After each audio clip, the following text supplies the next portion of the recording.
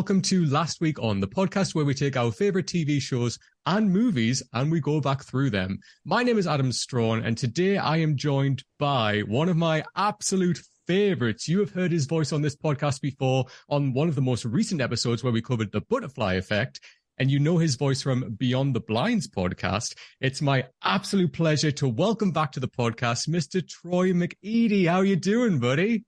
I'm so good, and I'm so excited to be here. I missed you. Oh my God, I've missed you too, but we are so close now, right? We're literally like... I know. like 1 hour time like difference. A few hours. Like literally, yeah. Right? Yeah. But I am oh my God, super excited to cover this movie with you because you and I think are on the same level when it comes to this movie. And before I get into it, I just want to tell you how we discovered that we love this. So Troy on Instagram just put out a question, and I kind of, you know, like when you can put like a question out there and people can just quickly chip in, like ask a question and Troy answers it. So I was like, okay, let me ask him a question. And I was like, who is your favorite kick-ass heroine in a movie? Troy's answer, bam, straight away, it was a picture of Uma Thurman in Kill Bill. And he was like, I always love, like, and like put a little blurb, I always love Uma Thurman. And as soon as I read that, I was just like, oh my God. And I was like, this bitch. Yeah. And I immediately DM'd him afterwards. I was like, do you want to come on the podcast? We did all that. Like, it was just like, burp. I was like, do you want to come on? We need to talk about Kill Bill immediately. And you were like, absolutely. So we are talking about Kill Bill Volume 1. Oh, I adore this. I mean, before we get into it, Troy, like, I just need to ask you, like, you know, Kill Bill. Tell me why you love this movie, like Volume 1, Volume 2, but why you love Kill Bill so much. Well, so I grew up in a Quentin family. Right. We always, like, Quentin movies were a big deal for us. We always saw Quentin movies in the theater if we could. And this movie, I remember specifically when it came out, I loved, like, action. I loved, like, and I was young, so at the time I loved like fighting style video games, and like I was really into that culture. Yep. Like martial arts movies and stuff like that. And I just remember seeing this and being completely like, it was like going to Disney World as a kid for the first time. Like it literally just blew my mind. I was so inspired by it. The dialogue, the cinematography, the music, the fashion, obviously the fighting style, the homage to all these different, you know, like old kung fu movies and like kung fu movie characters, just all of it. It just felt so special. And it still feels really special.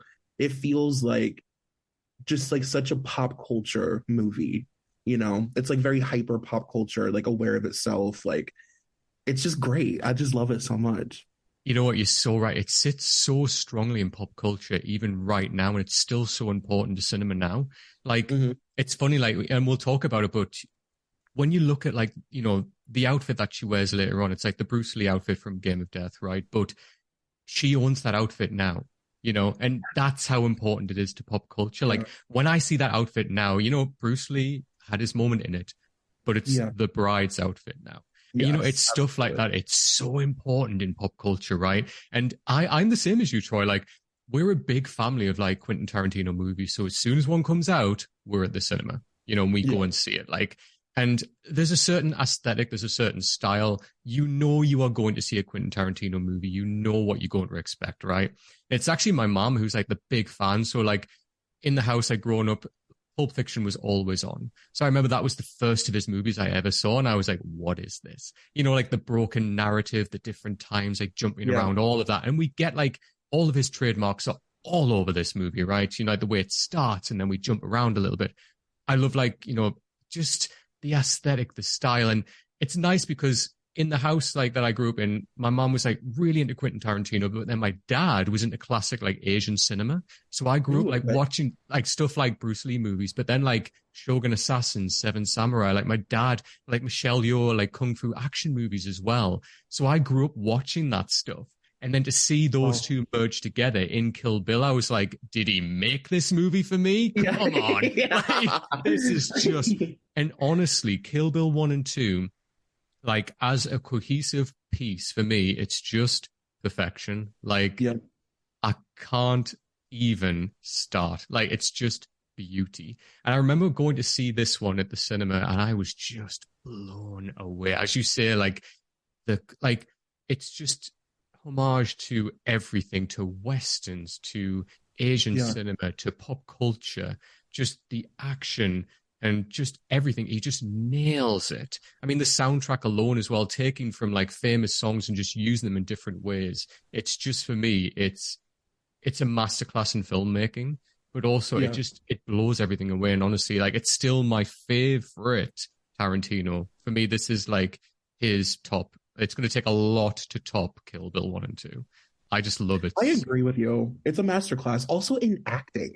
The Oh my thing is literally insane. Uma Thurman, like I know that this is like obviously a really famous movie and like she's been praised for her role in this movie, but like I don't even know if it's enough. God. Like I don't even know if it's like enough because she really the way she carries this movie and like emotes like the like rage and anger and like the passion to want to kill these people. It's like you are feeling what she is feeling. Oh my God. You know, you can't help but feel it. And if you aren't convinced at the beginning, by the middle of this movie, like you are like on her journey. You are emotionally tied to this woman in a really intense way. You want her to succeed. Like you are like rooting for her. You're seeing yourself in her. She really like carries this movie in a really powerful way to me. Absolutely. And you know what? Like you root for her in different ways as well. Like if it's not enough for the fact that, she's been beaten basically to death and then has nearly died. And then you think, oh my God, she's like had her daughter taken away from her. And then you think, right, okay, she deserves to get her revenge. And then by Right. the end of the movie, what's so clever is that you realize, look, one, she hasn't killed Bill, so you've got motive to watch the sequel to watch her actually do it. But Right. then the motive completely changes in the fact that no, she's no longer an assassin who's seeking her revenge. She's now a mother who's getting her daughter back because you learn that at the end, oh my God, her child's still alive. And Yeah. that you as an audience are like, oh my God, like the motive for backing her is completely different now. And that's so clever. And that's down to Tarantino's writing. He's just a genius. Like he really is with stuff like that. But again, as you say, with the acting, it's just Uma Thurman in this. And like when you watch her talk about this role, she's like, Tarantino wrote a really difficult role for me because like she says like a lot of About the Bride is a mystery in terms of like, her name's bleeped out. And like you were kind of learning like along with her, like more of kind of like what it is about her. You've got motive, definitely, but you don't know a lot of the personals about her. You just kind of know her motive and that's it. But a lot of that I think comes from the performance of Uma Thurman. She gives that character depth. Like just Yeah. in looks, in the delivery of lines, as you said. When she says a line, God, you feel it. And you Yeah. really, really do. And you think, fuck, like this woman could kick your ass. And I just love that so much. I'm glad you brought up the looks, the Mm. silent just looks on her face. The face acting is like really, it's like nothing I've ever seen. Yeah. And I know that she, helped her, like she and Quentin like helped each other come up with the bride and all of that stuff. But I really feel like Uma is special in the sense that she really understands his writing and like his voice, and she always understands the vibe. Like she truly understands the assignment, like for Oh, real. yeah. Like she feels like an extension of like what he tries to put on paper a lot of the time. And I think that she's such like a worthy muse in that sense because she really gets it, like Yeah. the weirdness of Quentin's sort of like world. She completely understands it. I think she interprets it, doesn't she? Like, Mm-hmm. because Quentin's like all over here, like there's so much going on up here, and I think she just streamlines it down to make sense. Like as you said, like she worked on the character of the bride, and I think he was coming at her with like 1,000 ideas, and she kind of streamlined and went, right, okay, what about if we just had this one idea? Yes, we've got this assassin, but what if it just starts where we've got this woman? She's just an assassin. She's laying down, she's covered in blood, and then she's in a bridal gown. And Quentin went, yes, that's it. And like all of this started on the set of Pulp Fiction when they started writing it together. And I think that's what works so well. And you think like going back to that idea, that germ of that idea started, and then we got Kill Bill. It's just So long ago. I know, right? Genius. I mean, let's go into the specifics of Kill Bill and then let's dive straight into it. So, I mean, 2003. I mean, this is crazy. So, written and directed, obviously, by Quentin Tarantino. This cast list, OMG. So, Yeah. Uma Thurman, David Carradine, Daryl Hannah. I mean, like Michael Madsen, Lucy Liu, Vivica A. Fox, and then we've got like Julie Dreyfus as well, who is just amazing in this. It had a budget of $30 million, which is crazy when you think about it. Yeah. It like gross 70 million that it made in US and Canada, and then it went on to make 180 million worldwide.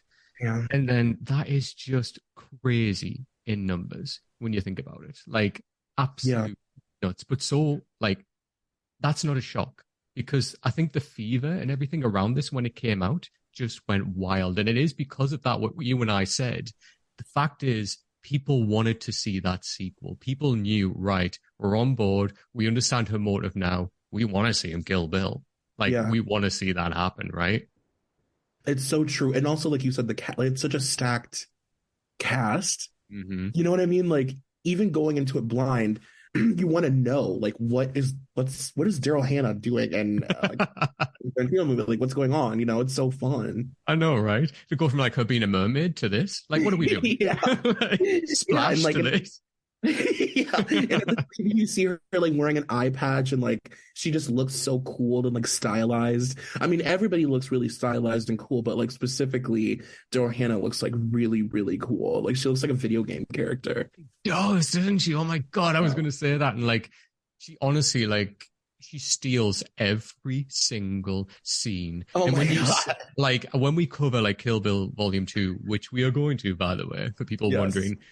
Oh my God. Like every single line she delivers when you talk about line delivery, Daryl Hannah, like this movie is one of those movies when, do you ever like have movies that you just quote lines randomly in your head and they just pop in your head? This movie and the sequel, just lines pop into my head all the time. And I just like walking around here, I'll just say them out loud for no reason. Like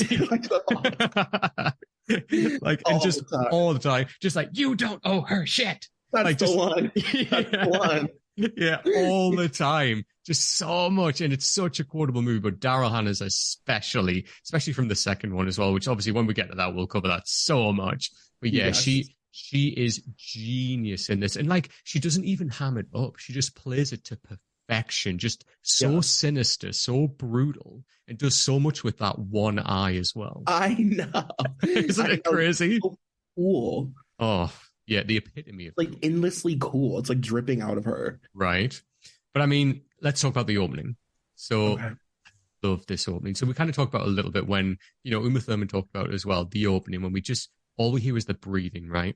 And it's the black and white shot. We get we hear like footsteps, we see the foot, and then we see like these boots, and then we get like that kind of the panning shot of the bride, and we get Uma Thurman shot covered in blood. Yeah. Like straight away, we're like, shit, like what has happened? Beaten in a bridal gown. I mean, then all we hear, and I love in this movie, I love this choice where we never see Bill. We just hear David Carradine's voice. I love that. We see his hands, we hear his voice, we never see him. And it's more of like that mystique, right? It's like that coming back of who is this man? Who is Bill? And yet we just feel his presence all the way through this movie. And I love that choice so much because it's that sinister edge. And then straight away we hear like the cocking of the gun, you know, that the wiping of the blood. We see the name like Bill, like on the handkerchief, and he's like, I could fry an egg on your head right now, and just her breathing, the franticness on her face, and that face acting, as you said, when she sees that gun come out, and he's like this, you know, and he's like, this is yours. And she's like, Bill, it's your baby, bang. Yeah. Oh my God. I know. That opening alone, there's so much in like, what is it, like 3 minutes or something? And then bang, bang. Like, I know, straight into bang, like so perfect. And the way that it's shot, like that gritty, you know, black and white, where you can just see every bead of sweat, and the blood is like so like saturated, and like it just looks so intense. And I love that they made the decision to show like not only is she 100 degrees because they're in the desert, she's also, like you said, been beaten up. Like there's like so much going on And, when you watch it a million times, you know that she's fucking pregnant and that she's like, and the thought of this group of people beating up like a 9-month pregnant woman is like crazy. Mm-hmm. Crazy, It just adds the brutality to that scene overall. Yeah. And when it comes back to that, like later on, when you kind of, when you actually see like the full silhouette of her and you see like the belly and you think, oh my actual God. And it sinks in that opening of how brutal that actually is of what happened. And Jesus. But again, I love that it's just that close up of Uma Thurman, like the whole scene and just hearing the voice. You get everything from that opening.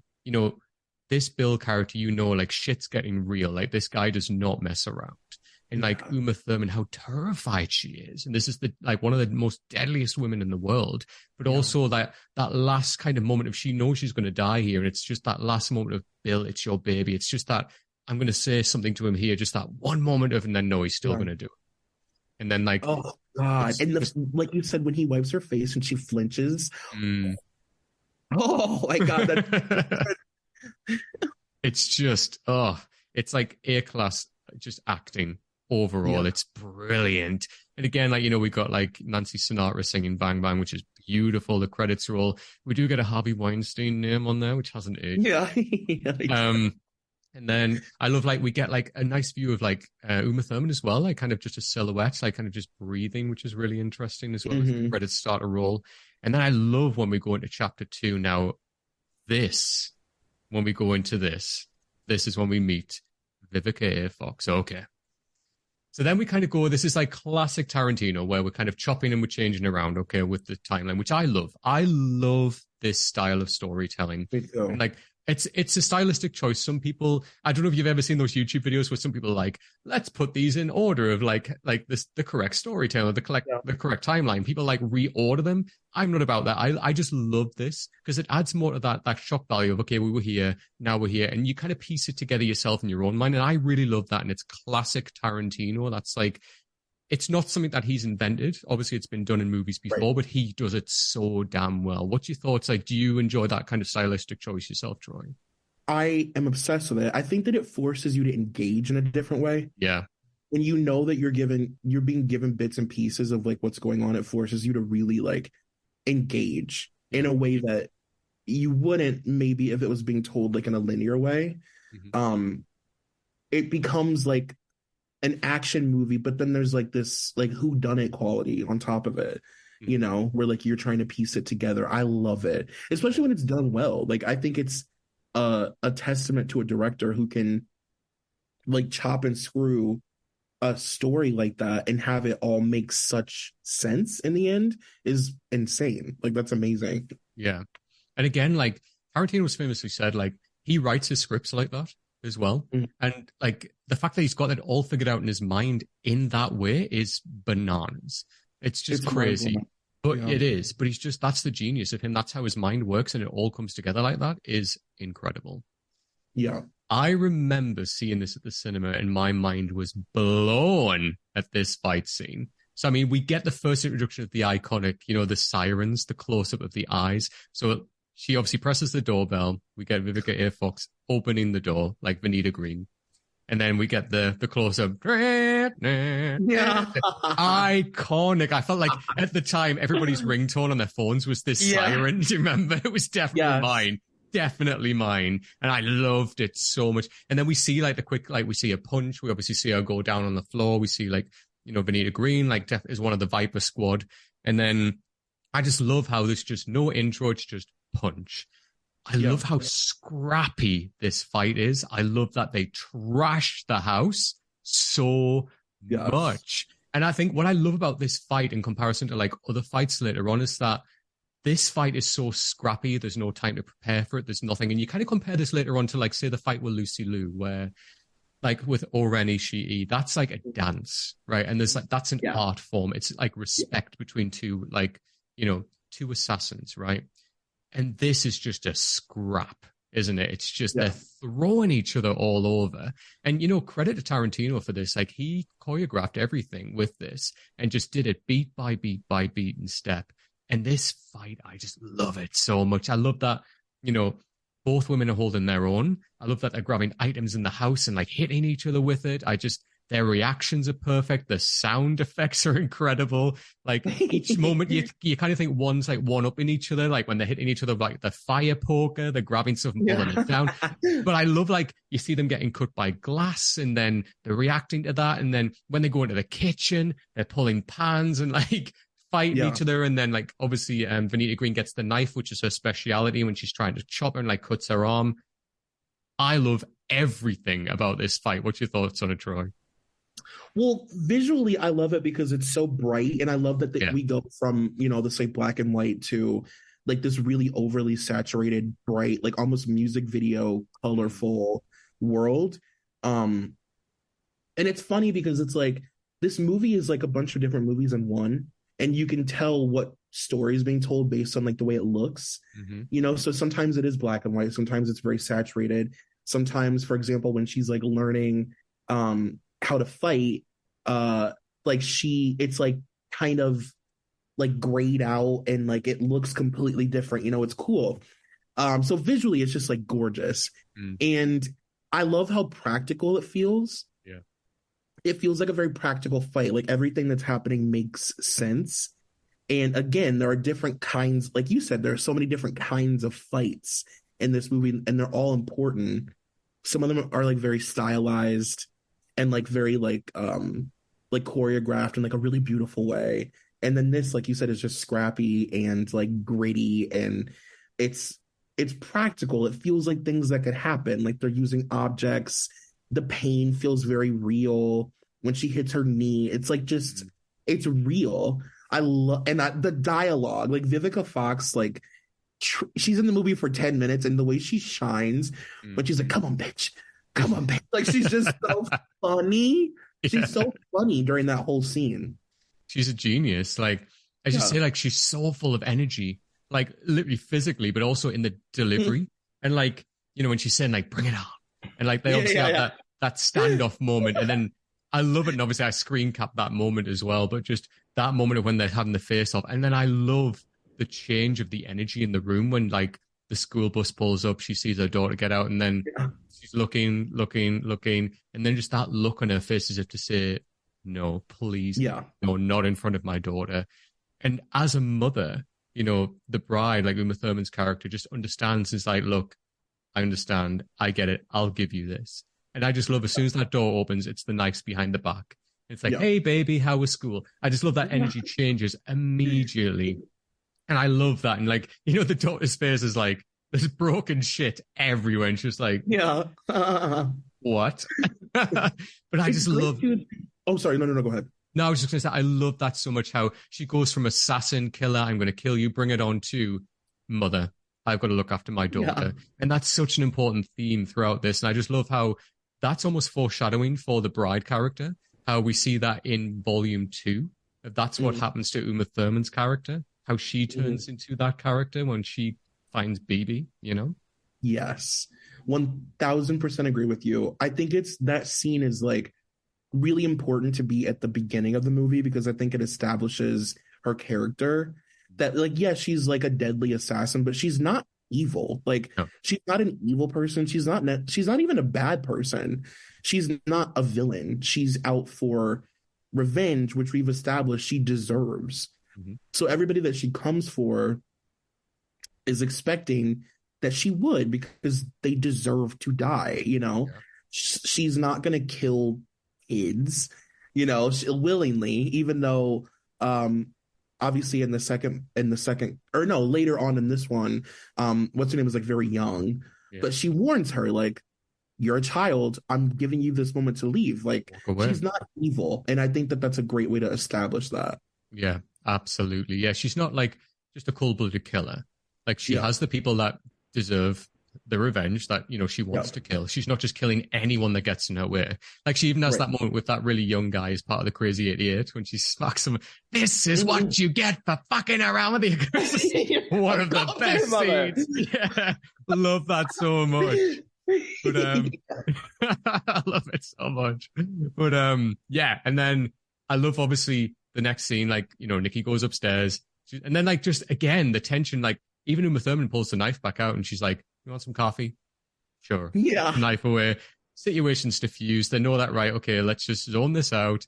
They go into the kitchen, having a nice chilled conversation.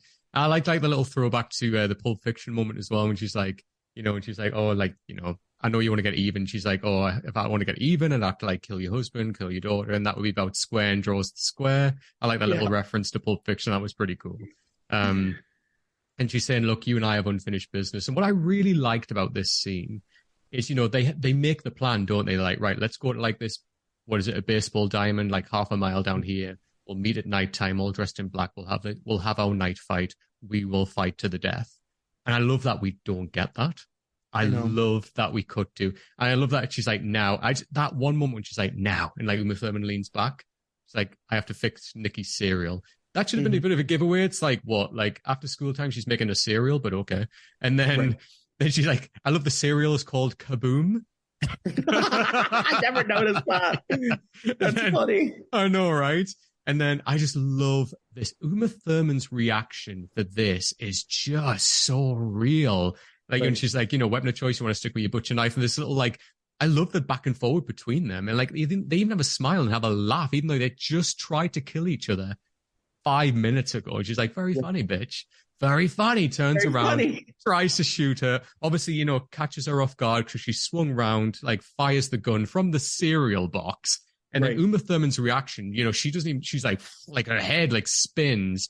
When she drops that coffee, kicks it and it flies at her. Oh my God. Genius. And then obviously throws the knife at her, bang in the chest, and she slides to the floor. That moment is one of those moments I have watched so many times again and again and again on YouTube. I just think it's genius. It's just so well done. And again, it's so good. I just love that we didn't get that fight. That moment is incredible. And it just like establishes everything. Like it establishes that like anybody can die. If Vivica Fox can die at the beginning of the movie, anybody can die. Yeah. And that like she's not to be fucked with, Like Uma is not a joke. Like it really, because at the beginning it felt like kind of a fair, equal match. Right.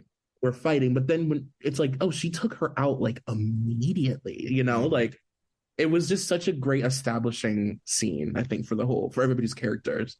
Oh, absolutely. Yeah. And it was just, I love it so much. And then this is what Tarantino has famously said, if and when, so Tarantino, if you're listening, this would be the storyline for Kill Bill Part 3, which is when Nikki comes in, she obviously sees her mother dead, but then she sees the bride. And then, she's like wiping the knife. She says, look, this wasn't my intention to do this in front of you. However, your mother had it coming. And then she says, when you grow up, if you still feel raw about this, I'll be waiting. Yeah. That Tarantino said in interviews, he said, look, if I do Kill Bill 3, that's the story right there. Nikki growing up, getting revenge for her mother's death, which, fair enough. Yeah. Taking out the bride, but then having a final face-off with BB, who's been trained up by Uma Thurman, and then them two having a face-off. Give me that movie, please. Kidding me? It writes itself, literally. Like, I'm writing this right now. You pull up a typewriter.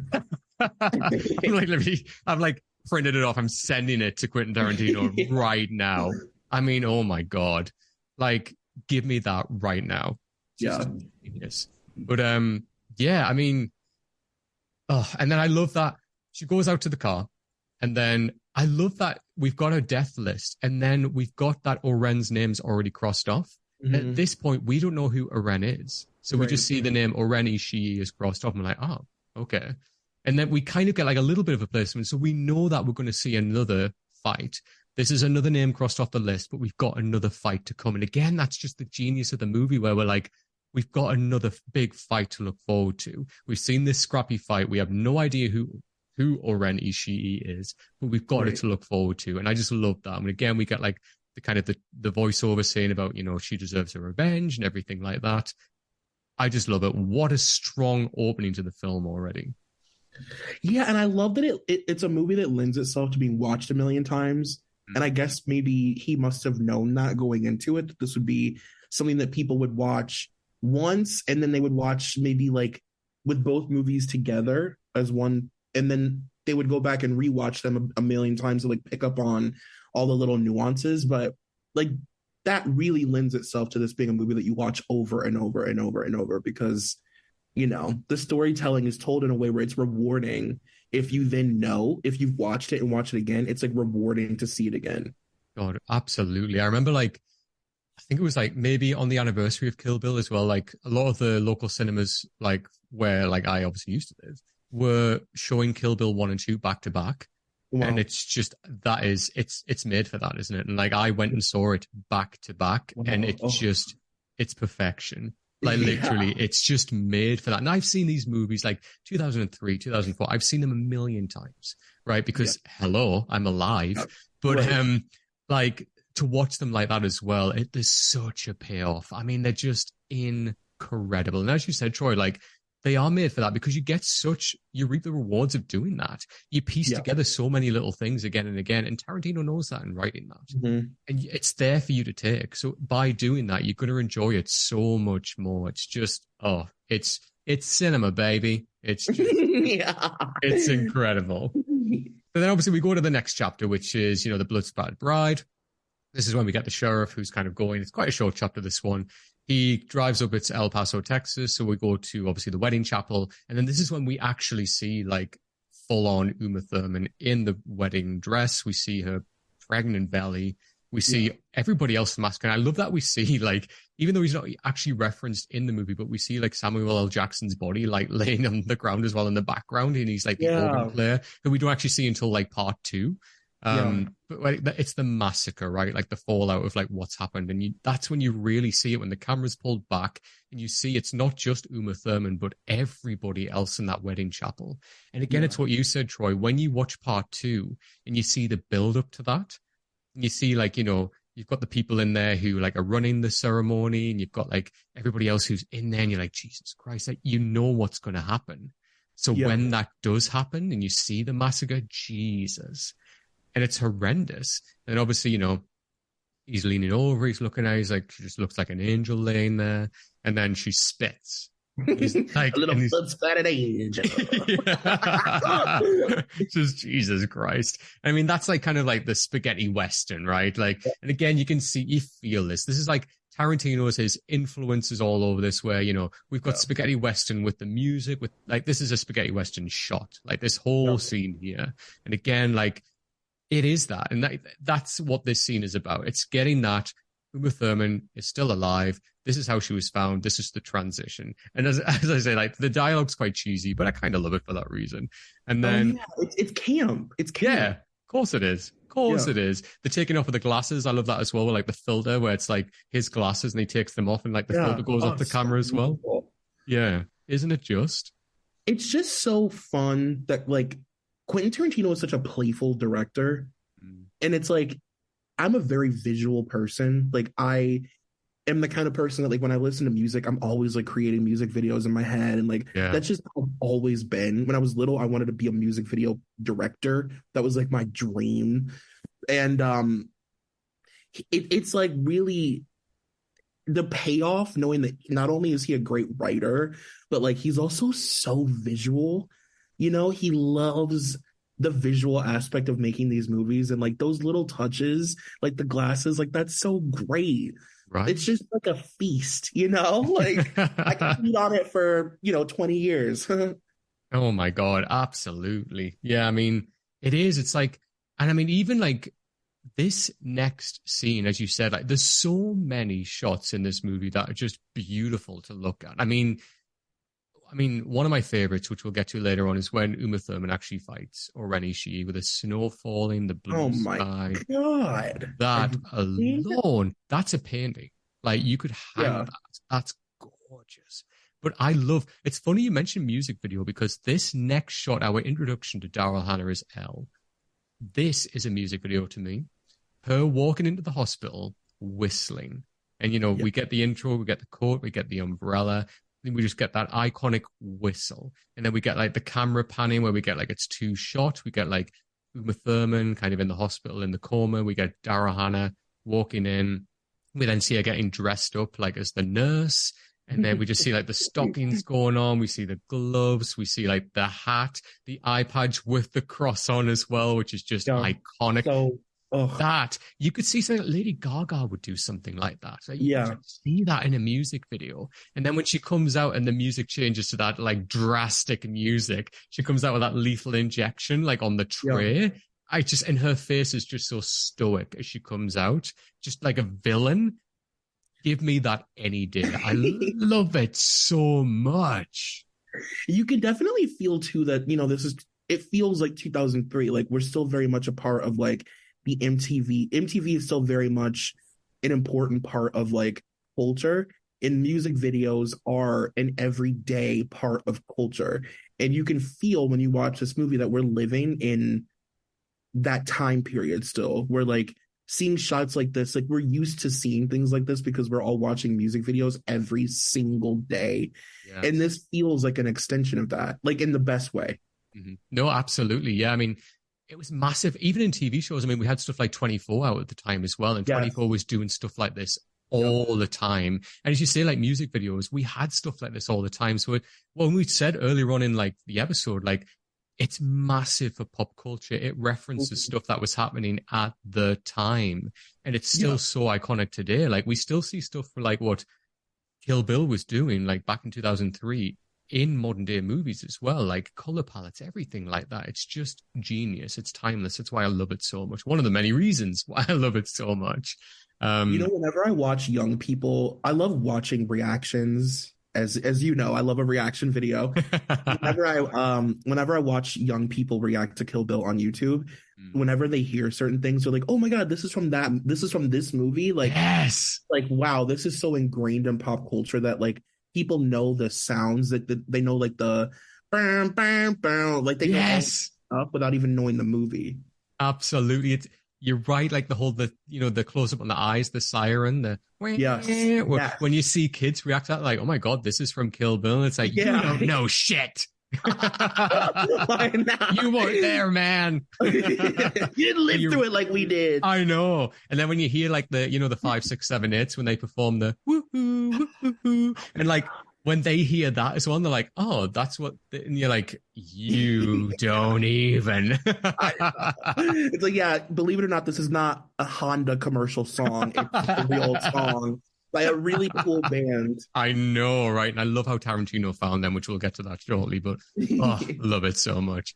But yeah, so then we get obviously Daryl Hannah's character I love when she just comes into the room and just how evil she is when she's like dying by injection. She's just so blasé about it. I love it. You know what? She gets so close, right? She's like literally injections in, just about press, phone rings. Right. Bill.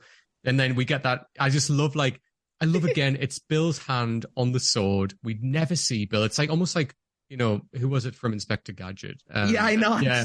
It's like we just never hear it. We just see the hand the whole time. Yeah. And like I love that so much though. Just such that sinister presence, like he's the one in charge, and like we just hear that what on the phone. And I love that when she whispers it, she's like, "Oh, you don't know shit," and when she has to whisper it the second time. But like Bill's voice is so menacing that like it really, to be able to like, for them to present it in a way where you only hear him at first, it just really like nails in how sadistic his voice sounds and how unique his speaking voice is. And like his voice is presented as a character before him because he is his voice. Bill is his voice, his speaking pattern, the lisp, the rasp, like that is his character, Oh my God. And what a voice anyway. I mean, David Carradine, he had like such warmth as well to that voice. So like when you actually see him and like, when he has those conversations in part 2 with BB and like with Uma Thurman, like when he talks and like when he does his whole speech about like Superman and everything like that, he's so engaging. Like you just want to listen to him. Yeah. And like, even like when, right at the very end, he's like, I may taught you the 5-point palm exploding heart technique. You just want to listen to him. You're like, oh my God. Yeah. Such the perfect choice for that role. It's crazy how he was like like the fifth or sixth choice for that role. It's nuts. Like Tarantino went through different actors and then got to David Carradine. Oh, genius. But again, yeah, that delivery of that line, you don't owe her shit. Yeah. Just love it so much. But again, I love that. Get the pent up frustration as well, because you can tell that like Elle was the other girl, right? Like Bill loved the bride. He loved her. And the betrayal was, she wanted to leave this. As soon as she fell pregnant, she knew, look, I can't raise a baby around this. I've got to get out of this. I've got to leave. And that was the whole reason why Bill enacted this whole thing. Elle was the other girl. And she knows that. She knows that Bill's heart isn't with her. And that's part of the reason why she fucking hates her so much. Yeah. And that just comes out of her. And when she's like, you can see it's funny because she's ready to kill her. She's ready to fucking kill her. And then she almost kind of like, when Bill's on the phone, all that goes away. And it's just, she's almost like childlike again. She's like, I know, I love you. And it's just, she goes inside of herself. And then as soon as that, she's like, I love when she's like angrily putting the phone away and she's like, bet you think that was fucking funny, don't you? Yeah. It's like so bitter again. You better never wake up. Daryl Hannah. It's so good. And I feel like you have to watch the movie like a few times to really understand everybody's individual, what's the word I'm looking for? Like driving force as to wanting her dead. Mm-hmm. Obviously Vivica explains that like, I should have been the fucking Black Mamba bitch. Like they were all jealous of her in different ways. Yes. You know what I mean? Obviously Daryl Hannah's the other woman. I think Lucy Liu didn't really have genuine respect for her up until their fight. I think she did view her as a silly Caucasian girl wanting to play with samurai swords up until they fought. And she's like, oh shit. Mm-hmm. Like you really are that girl, Yes. They all motivation is the word I'm looking for wanting her to die. Absolutely. And I just love that she comes above all of that and she proves them all wrong, especially Bill when she gets like her kid back at the end. And that's part of the genius of it, how she just, so good. I know. So then, I love that. You better never wake up. And then we go 4 years later. Now, oh my God. I mean, this scene alone, we have some dynamics in this scene. This is a ride. I know. I mean, first of all, credit to Uma Thurman. She gives us an emotional roller coaster in this.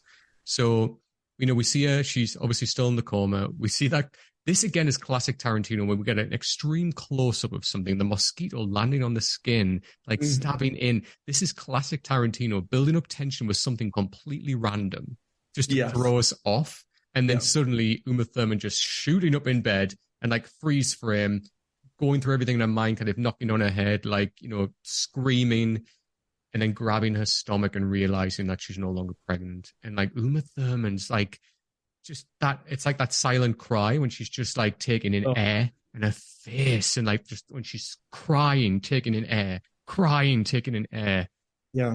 That alone is like award-winning acting. Everything's on her face. She's like sweating, she's crying, she's screaming. Oh my God, she's amazing in this moment.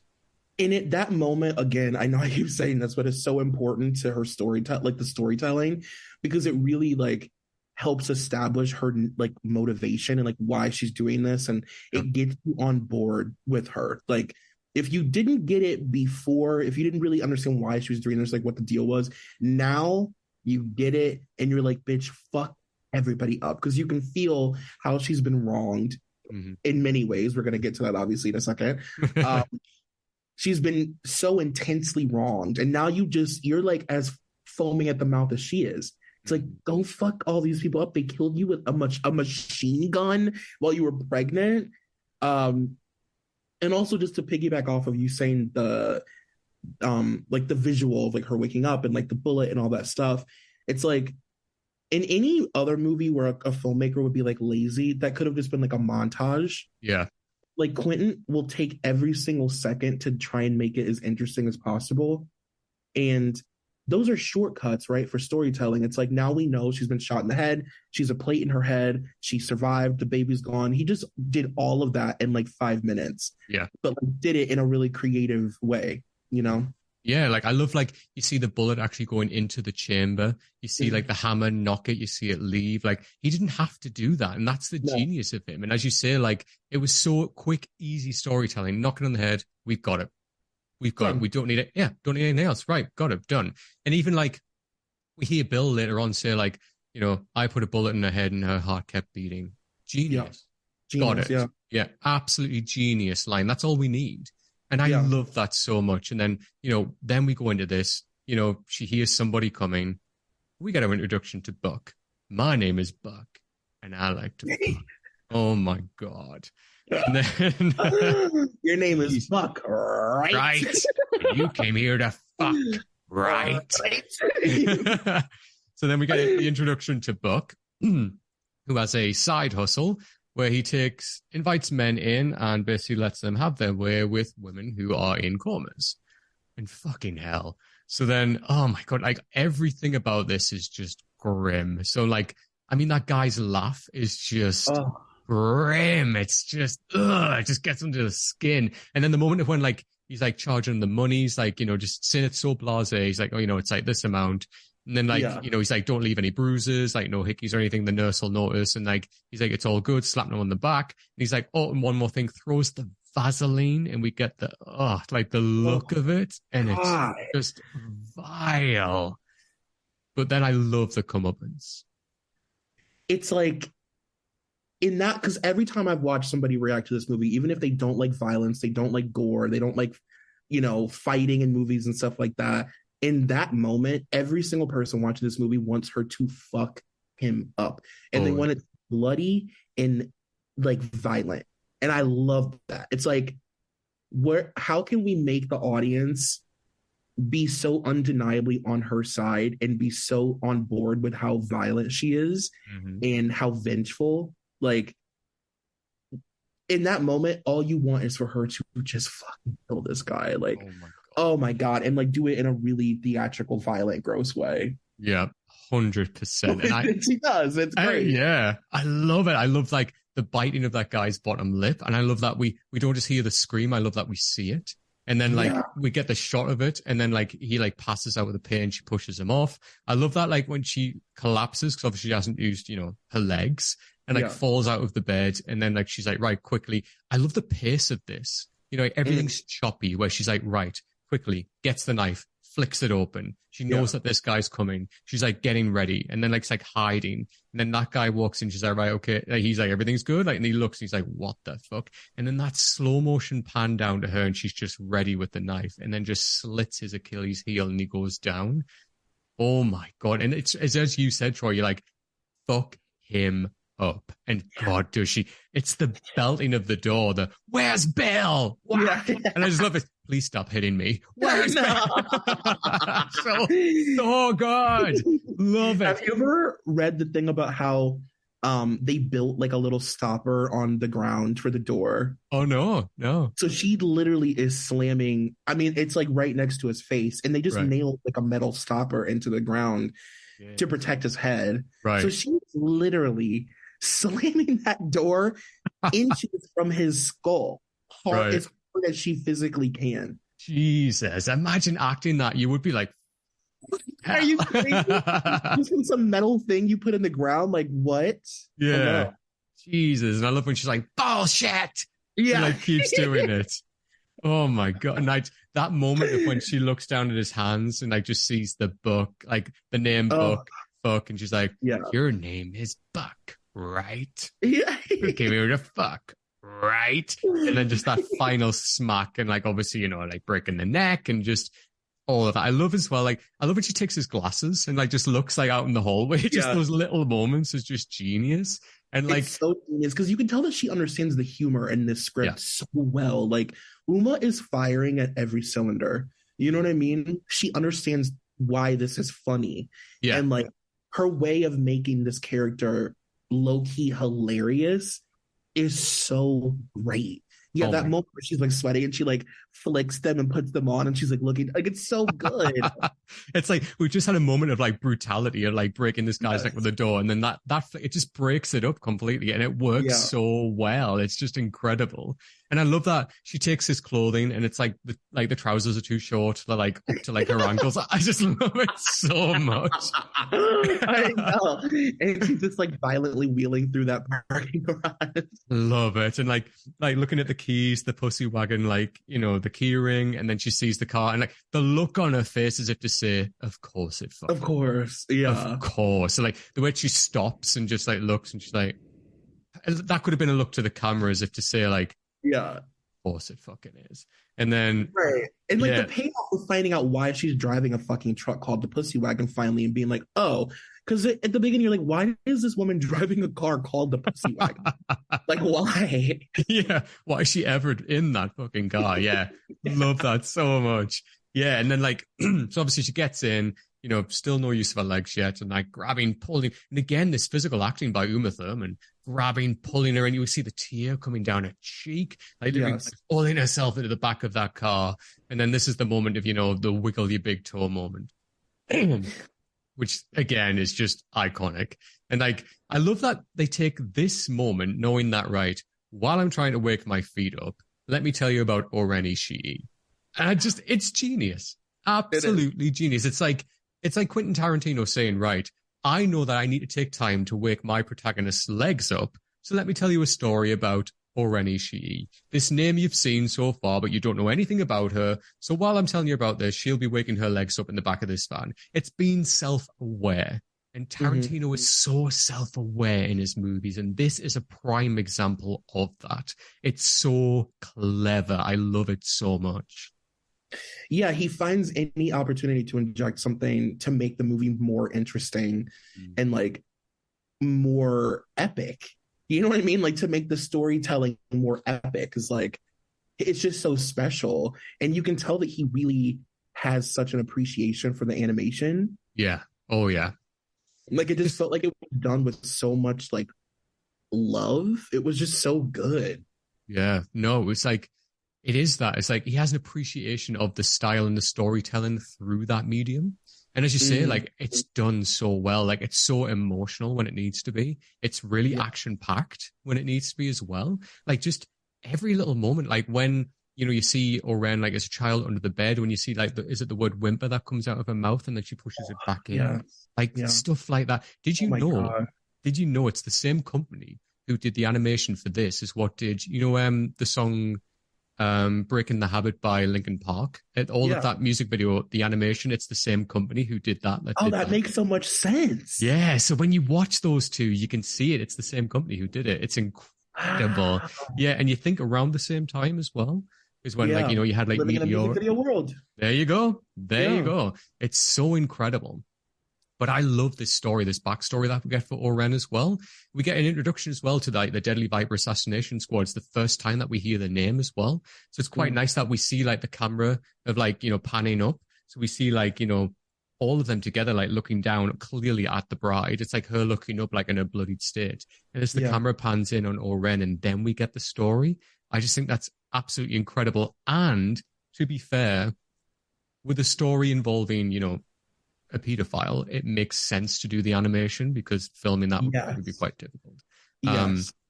So well told. And again, it just gives so much depth to the Lucy Liu character because we don't get to see that backstory with her. We just get what we get with her as where she is now is like, you know, kind of the mob boss. What we get with, you know, Oren Ishii is incredible, especially in the boardroom meeting, which we'll get to shortly. But I just love that we get this depth. And as soon as we see her, we already know how badass she is. And it gives credit to that moment of when we see that name's already crossed off on the list. It gives credit to that moment, right? Yeah, because then you're like, wow, like Uma is such a badass that she killed this woman. Like this woman who's being set up to be the literal best assassin in the entire world. And yeah, like you said, the animation allows them to tell the story in a way that they definitely wouldn't if it was, you know, acted out. It's just so interesting and such a unique way of telling somebody's backstory. And Yeah. like I said, another movie, it would be some lazy montage. But like Quentin is anything but a lazy director. So it's like, why don't we inject something really cool instead of doing some boring backstory, you know? Yeah. And it just, because of like, the whole themes of like the whole aesthetic of the movie, it just fits so well within Asian cinema. And like everything that he's honoring, it just fits. So it doesn't feel out of place. It fits so well. And it's genius. And honestly, credit to Tarantino for including that. And then again, I like that she's like, but before all of that, we come straight back.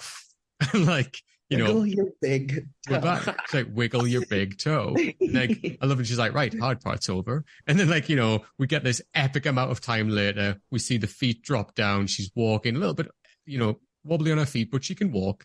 Goes to the driver's seat, manages to drive off. And then we see she books obviously a ticket to Okinawa. She's like, Okinawa one way. She flies off. And then we get the next chapter, which is the man from Okinawa. Now, this scene for me is one of the best in the entire movie. Yeah. I love this scene. Like the way the scene changes all the way through is just beautifully written. It's gorgeous. It's incredible. I love as well, like just the cafe, like that, the bar as well. Like it looks stunning. Uma Thurman in this looks beautiful. The like lighting. the lighting, the ponytail that she has, like wearing, like it just looks, the way it's set up, as you said, the lighting, the color palette, it looks beautiful. It's just stunning. So obviously, like Uma Thurman walks into like this, it's like a little bar. We see the owner who's just there. He's just obviously washing up, and lo and behold, we don't know who he is yet. So Uma Thurman walks in, sits down. She's like just chatting. She's quite ditzy, right? Like a ditzy American blonde here, and she's like playing the part, and she's like, talking. He's like, "Do you know any Japanese?" She's like, "Oh, I know like a little bit," and like.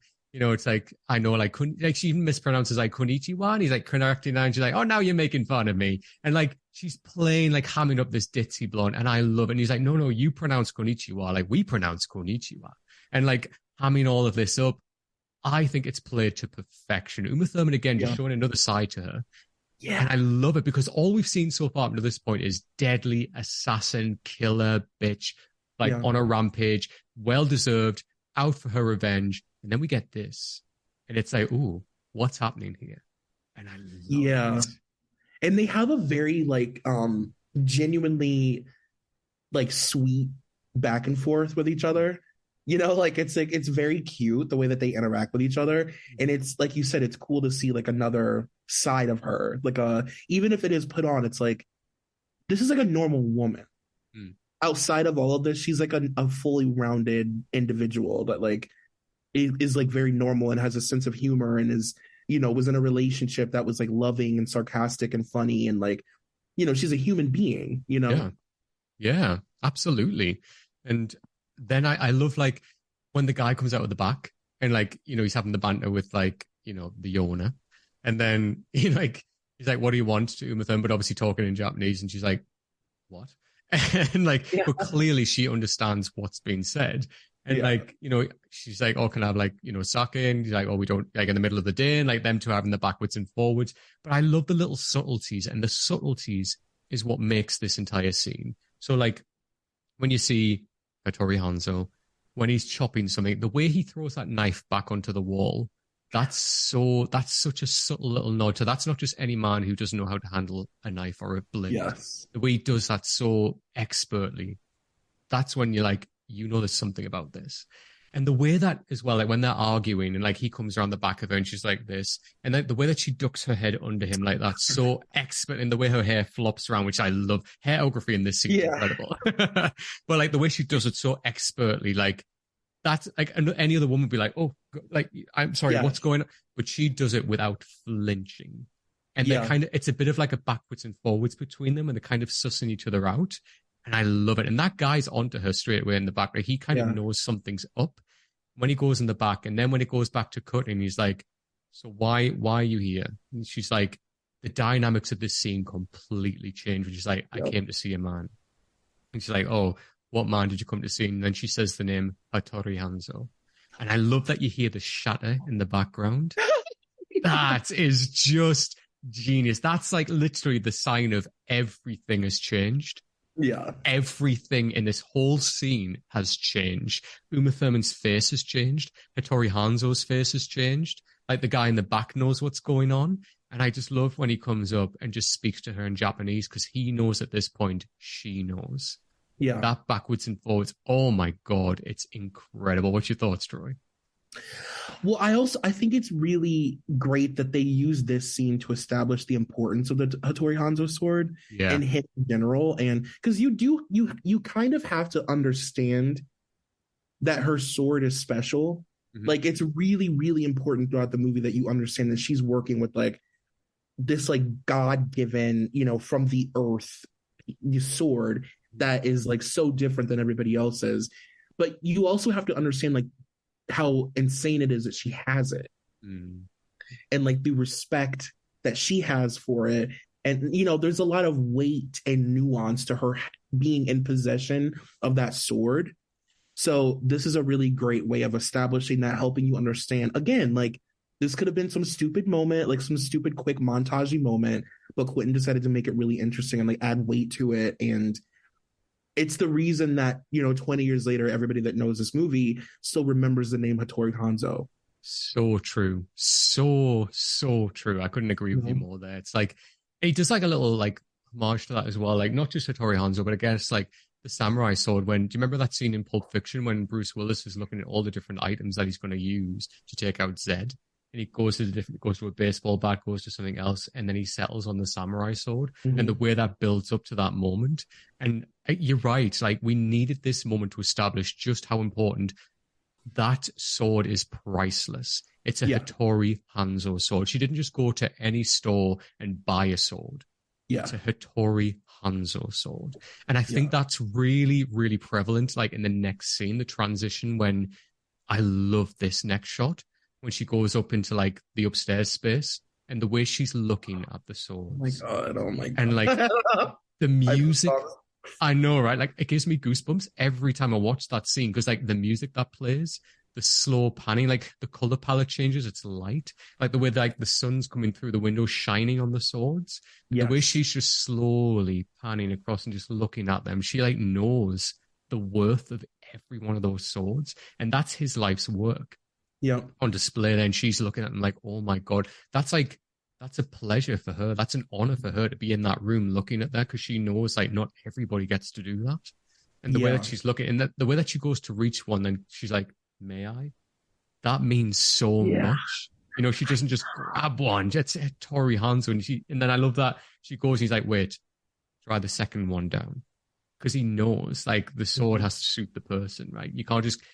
Hattori Hanzo sword, he makes one for a person. Yeah. That whole scene is beautifully shot. And it's just stunning, right? It's beautiful. It's so emotional too. Like you would never think that you could get so emotional about like a sword.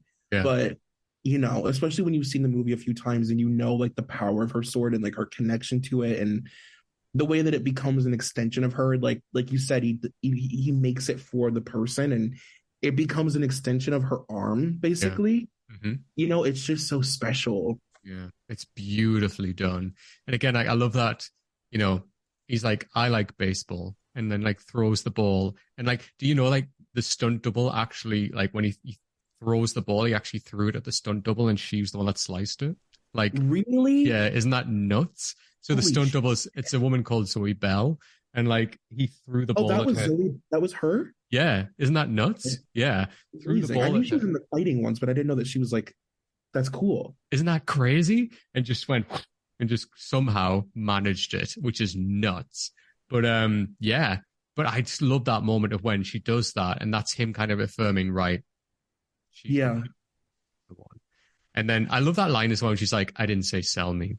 I said, give me. That line is quotable as hell. I've said that line so many times. I mean, not like an H&M where I've gone into a shop. I didn't say sell. Like at the gas station. I didn't say sell me through like a chocolate bar. But again, like I love it when he's like, he understands, and he's like, when he talks to her about, the vermin that she has to kill. And I love that he goes over to the window and it's like he can't even say his name. and he writes it just Oh in my the God. dirt on the window. The way he writes it as well, like it's just so neat. Beautiful. Isn't it stunning? Beautiful. Like the Yeah. calligraphy of like the way that he writes it, it's just stunning. Like the way Yeah. just the eye with a little flick, like just It's above that. it. That's the Yeah, moment where it's like, this isn't is it? so gorgeous. My God. I'm And then you may so as well dip like like a feather pin into like ink. It was like that gorgeous. wasn't it? I'm so pleased you appreciate that because I'm like, can we Yeah. get appreciation for the way he wrote Bill, please? Oh yes, absolutely. And then he's like, right, I get it. You were going for like the top dog. I need Yeah. to make you a sword. And I love that he does that. And he's like, right, you need to train up here. Like, I suggest you practice. And then Uma Thurman's moment of when she like rubs the name off and just the pettiness of when she sees a little bit and she's like, nope, a little bit more. Yeah. And just like takes the rest up with her finger because she knows Yeah. like, I'm taking this dick out and like just Yeah. all of it off. Just genius. I love that scene so much. Yeah, and by this time you're so on her journey. Like you're Yeah. alongside. You're like, let's do it, girl. Like I already know that you're about to fuck some shit up. I've seen what you can do. Let's do it, you know? Yeah, let's go. And then, I mean, just the final bit as well, like to really hammer the nail in the coffin about how precious that sword is the ritual. Like, this is stunning. Like, I love this. Like, everything about it. When you see just how beautiful that sword looks when you first see it unsheathed, the way he's looking at it, like down. And like, I love when he talks about it and he's like, like, it's beautiful. He's talking about, I've created something that is made to kill people, but it's my finest work I've ever made. And I love that he's talking about the juxtaposition in that. He's like, if you were to, swipe this at God, it would cut God. And he talks about how fine it is and how beautiful it is and like the presentation and like the ritual of it. And then the way he hands it to her and he says like, go yellow haired warrior. And like, she takes it off him and says, Domo. And the music and everything, the build up and like, it's just stunning. Oh my God. And like, she's like so emotional and like, you can feel her emotion having it in her hand. It's just so good. It's so good. Oh my God. And then we get chapter 5, Showdown at the House of Blue Leaves. So then this is when we get our proper introduction to Oren.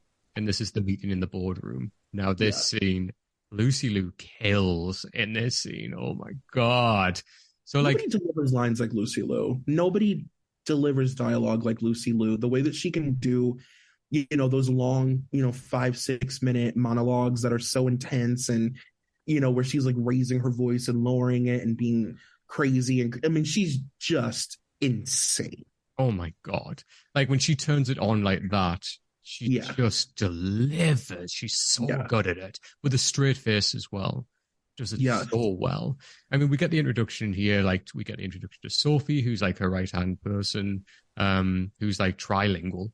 And then we get a bodyguard who's Gogo, who we see obviously later on with the fight with Gogo later on. And we get the crazy 88 as well, who's like her personal army, so to speak. But it's this moment between her and Boss Tanaka, I believe it is. Mm-hmm. She's like obviously like she's the leader now of like this like group. And he's obviously he doesn't agree with that, obviously for many reasons. He even calls her out for being this half Chinese American and like is visibly angry, the fact that she's a woman as well, and like, he's kicking off about this. That moment when she jumps out of her chair, runs bare feet along the table, and then just cuts his head off. And like, I love how over the top the blood is just coming up. And like everybody's reaction, the way that the head just flops onto the table and like lands near that guy with a fan, he's just freaking out. And everybody's just like, like, that is the moment when you realize you do not fuck with Oren Ishii. And she's complete, like you said, like stoic, stone-faced.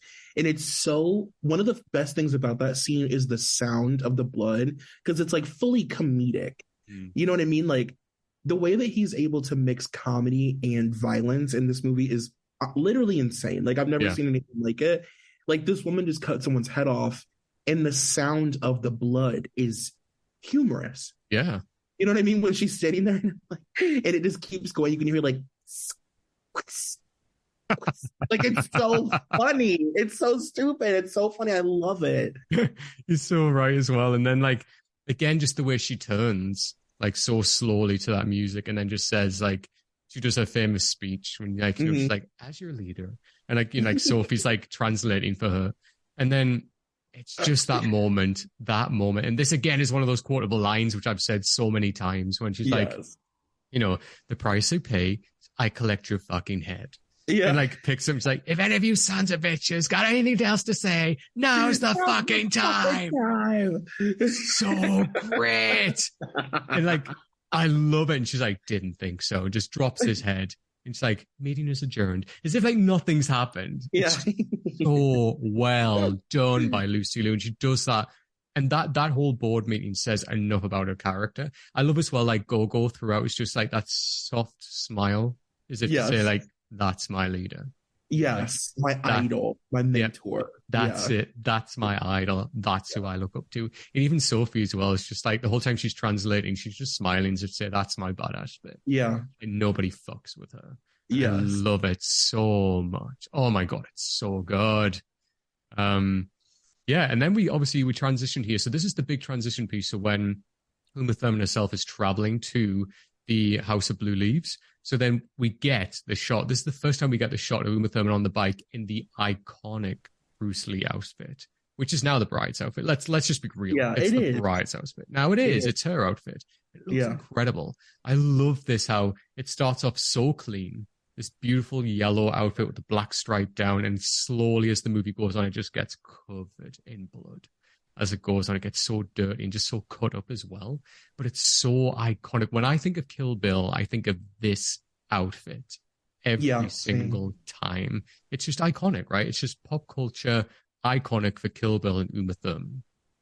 It's so iconic, and it's so striking up against like the backdrop of the city and like all of the neons and the cars and the reflections of the lights off the cars. Everything feels so like dark and sort of saturated, and then there's her in this neon yellow, right? It's just visually, it is like 10 out of 10. Like it doesn't get any more beautiful than that.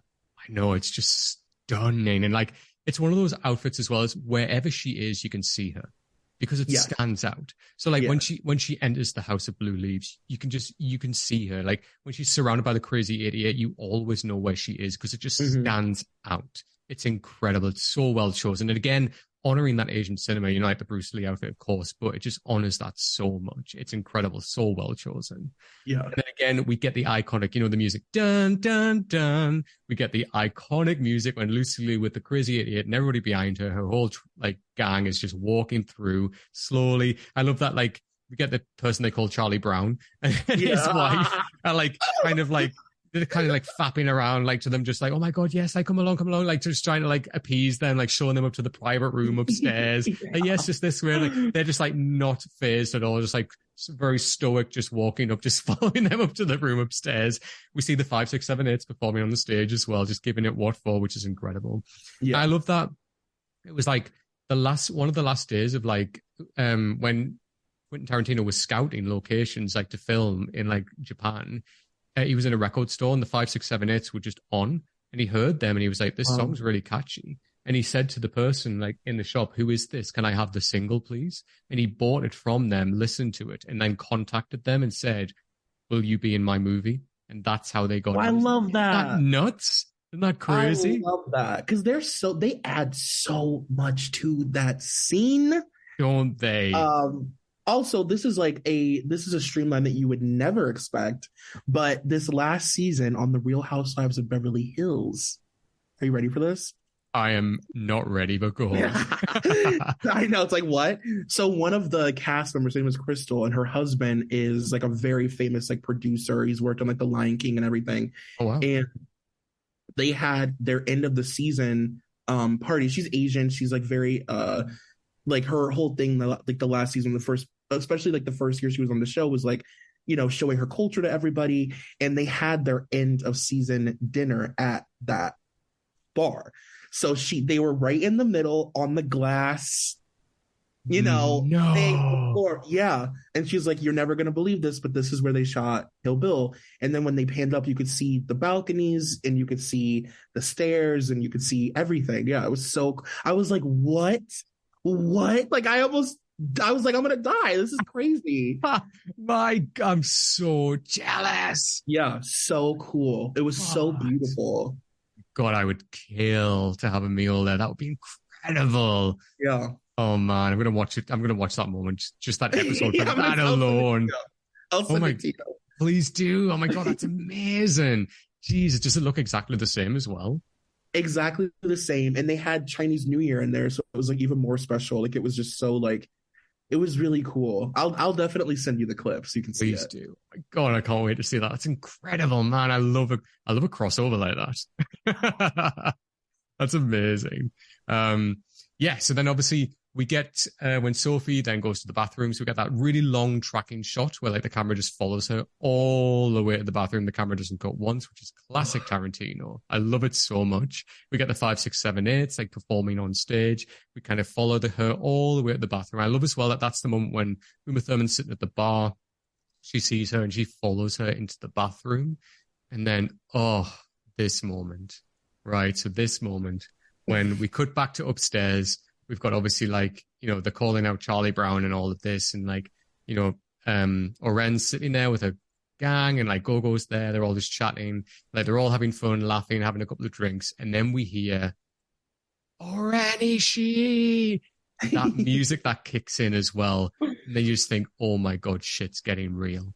And then I love this when just she knows, oh my God, what's going on. And then we see the door slide open. We see them all starting to come out. Obviously, everyone's come out. Oren's the last one to walk out. We see Uma Thurman down below. We see Oren up the top. And she just looks down. Obviously, the name's blurred out, Beatrix.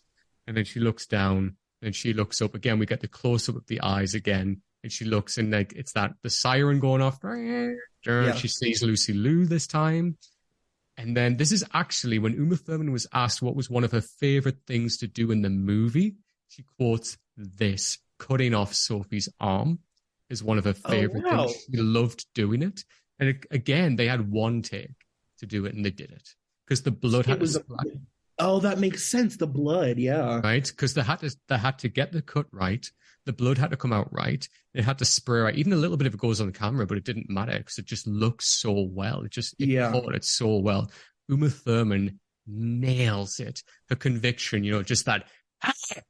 And like the look on her face when she does it, it's like, it's not even like a giddy, like, oh, I got it right. It's like, I sliced her fucking arm off. Yeah. And she just does it and like looks at like Oren as if to say, I just fucking did that. Yeah. And the way like Julie Dreyfus as well, the way she sells it when she's like screaming, like the blood going. She throws her body around and the blood is, I mean, it's so cool. Isn't it just?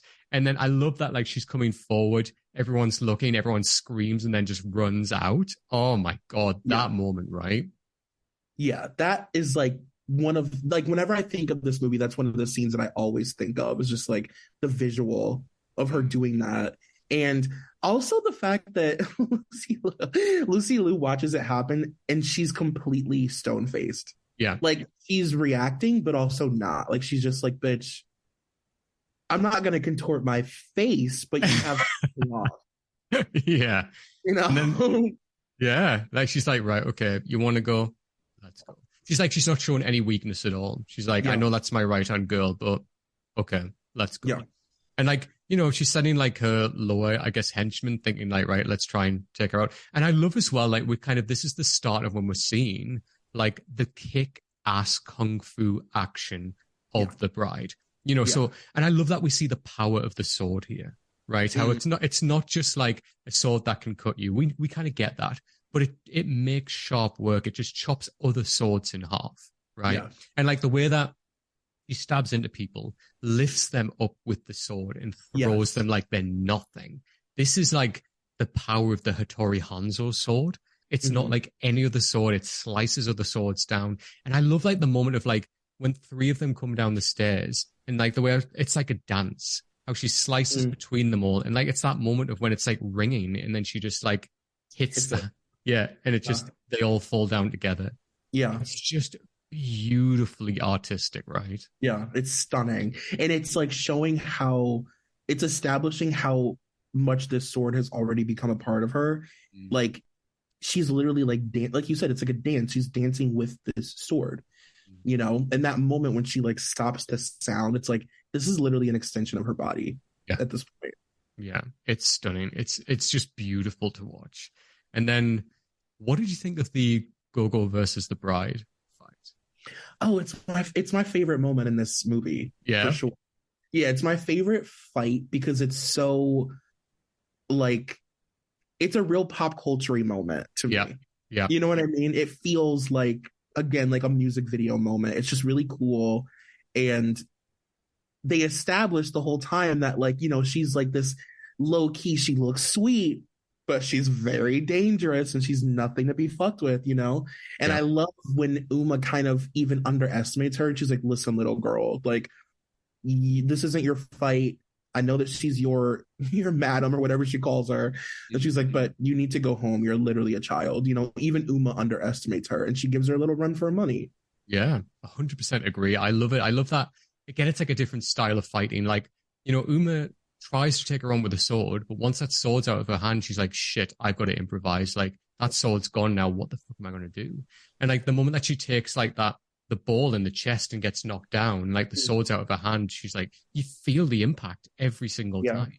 And like, she's picking up tables, they're getting shattered. And like, she's on the back foot all the time. She's like getting away from her because she knows like I can't get in. I haven't got my sword. It's away from me. She's fighting with like I love the absurdness of it as well when like she's like whacking the ball back with like a table leg and it hits her on the back and the bowling ball sound effect. Yeah. I just love how wild that is. Yeah. Like knocks her forward, the table shatters. And like I love as well like when you see the blade come out and like the whirling of it coming towards the camera, just all of that. It's so well filmed. But the moment it goes around her neck and like she's starting to like, wrap the chains around her arms and is like pulling it towards her, like that is just, it's like the way that Uma Thurman looks in that moment as well, when her eyes are just red. Yeah. And like they look like they're like popping and like she's trying to like hold on to just get her breath. Yeah. And God, I love when she just isn't it just the moment? Like it's so beautiful. It's so beautifully shot. Like the close up of her face when she realizes that she did it, and then the close up of Gogo's face when she like the blood. You explain it. I'll let you go. Sorry, I'm just like. I love it. Just the moment when her eyes go down and she sees like the nails in the table leg. Yeah. And she just quickly steps on the wood, grabs it in the foot. And you see Gogo like head back in pain. And like the way she rives it into her toes as well. And you see the blood coming over the white shoe. Yeah, it's beautifully shot. And then again, the moment of the traveling and you just hi. And again, Uma just looks beautiful. Like her hair just kind of flicks and it's straight to camera. And like the way that she just knows, like, I've done this. Yeah. And when it cuts back to Gogo and you just see the blood coming out of her eyes and it's just literally nailed into the side of her head, and then she just flops and down. I just love Uma Thurman just looks. She's like, right, another one down. Another one. Flops, and then goes back over for her sword. And then again, and the whole time, as you said, like, Lucy Liu, like, it's just up there, just watching the whole thing happen. Face hasn't moved at all. She's just lost, like, her bodyguard. And is just watching, like, okay, pulls out her little mini katana. Yeah. I love when she's like, so Oren, got any more subordinates for me to kill? Yeah. And I love that she like stabs like the katana in like the revving. Well, I love as well like the randomness of the the silly rabbit tricks are for kids. Another really quotable line as well, which makes no sense. But it is right, but I just love that it's there. I love that it's there. And then this is when we get the all out Crazy 88 showdown. Do you know that it took 3 months just to film this fight? Are you kidding? 3 months. Good Lord. Isn't that I don't doubt it. It's so intricately done. Everything is so precise.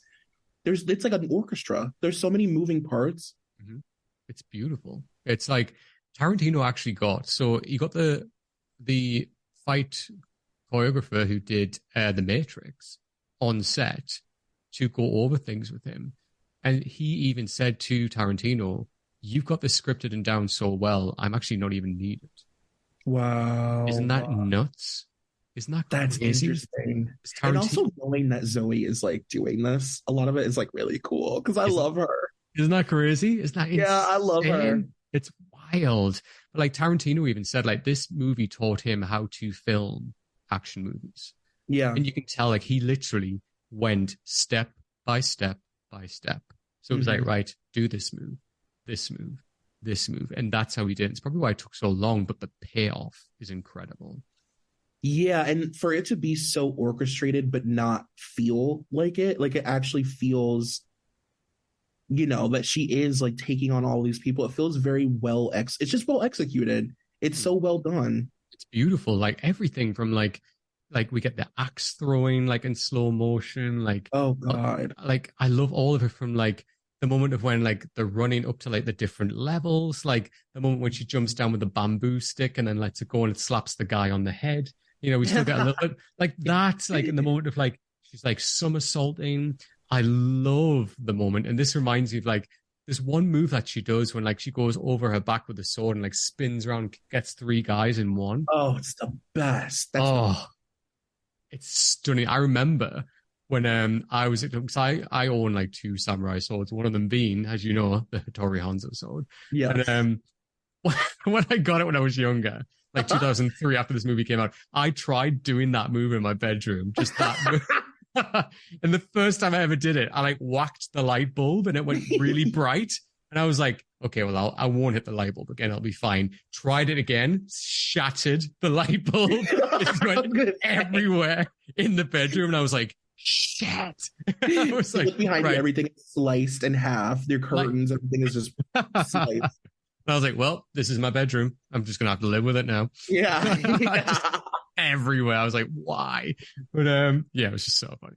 But yeah, this fight is just beautifully choreographed. And again, like the reason why it goes in black and white as well is literally like, so the ratings kind of standard said, look, you're gonna have to do something with this because it's so gruesome. Like you're gonna have to actually cut big parts of it out unless you do something about it.